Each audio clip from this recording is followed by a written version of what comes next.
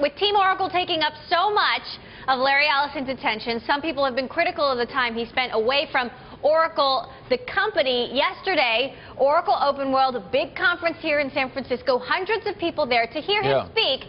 He didn't show up. Yeah, and that is the highlight of the Oracle conference every year, Open World, and indeed, it's something people were looking forward to. And it's interesting that he also managed to skip the last conference call for the company. So it's very clear, you know, he could have glossed over those by just appearing at those events, but it's clear where his focus is. His focus is clearly on the Bay, not down in the Redwood City and the Redwood Shores and Oracle headquarters.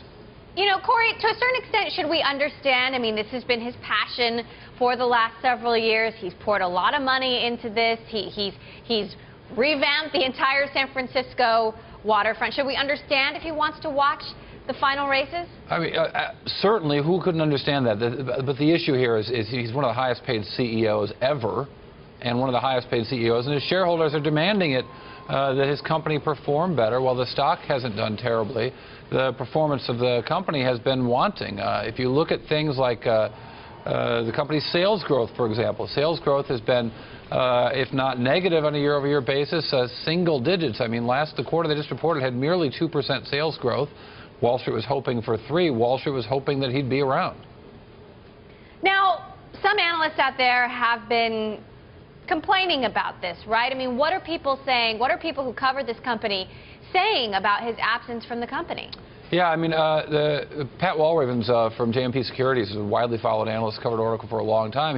He came out and said Oracle needs its captain back. In his note, he wrote, the conference call reflected a certain lack of direction, in our opinion, highlighted by CEO Larry Ellison's decision to skip the call and attend the races.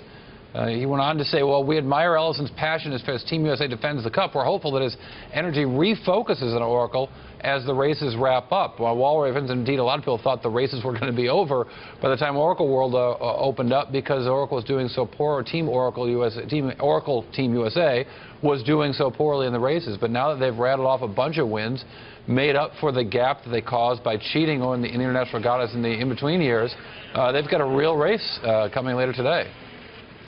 So let's talk about Oracle, the business. I mean, what are the most worrying, concerning things going on with the business, and what does Larry need to do about it?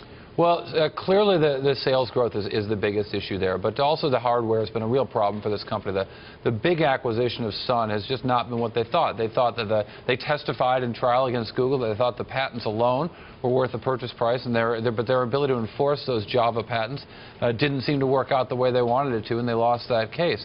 Furthermore, you've got the company, the hardware division, really struggling just in terms of sales of hardware. This notion of selling hardware and software together just hasn't worked the way they wanted, and it continues to shrink massively, well over 20% year over year for every one of the last 6 quarters. So, Corey, after the race today, what happens? I mean, if Oracle wins, then what? If Oracle loses, then what?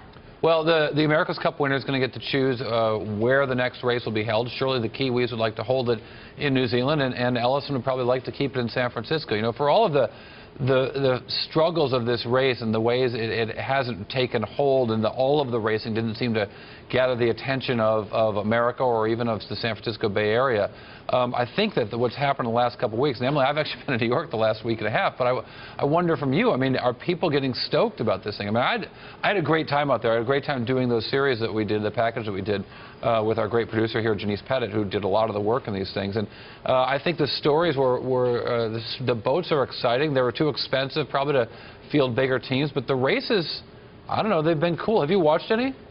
I did watch some, Corey, and I just want to remind our audience that they can catch our full half-hour special on the America's Cup on the web.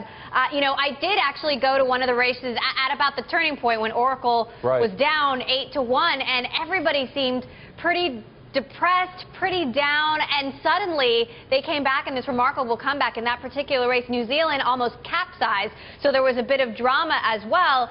And from there, it was the start of this amazing, remarkable winning streak, and you can sort of just feel the excitement and anticipation building in the community out here over the last several days. I'm going to go down and watch the last race today. I'm excited. You know, whether or not Larry Ellison has spent too much time on this, you know, you can't help but being a little patriotic about hoping that Team USA wins. I don't know. I mean, the guys on the boat are British and from Australia, and you know, Larry Ellison's money is, I don't even know if that's domestic, but it sure is exciting to watch these guys go after it. And you can understand why Larry Ellison would skip work, but even if his shareholders aren't too happy about it. I won't be skipping work today, however.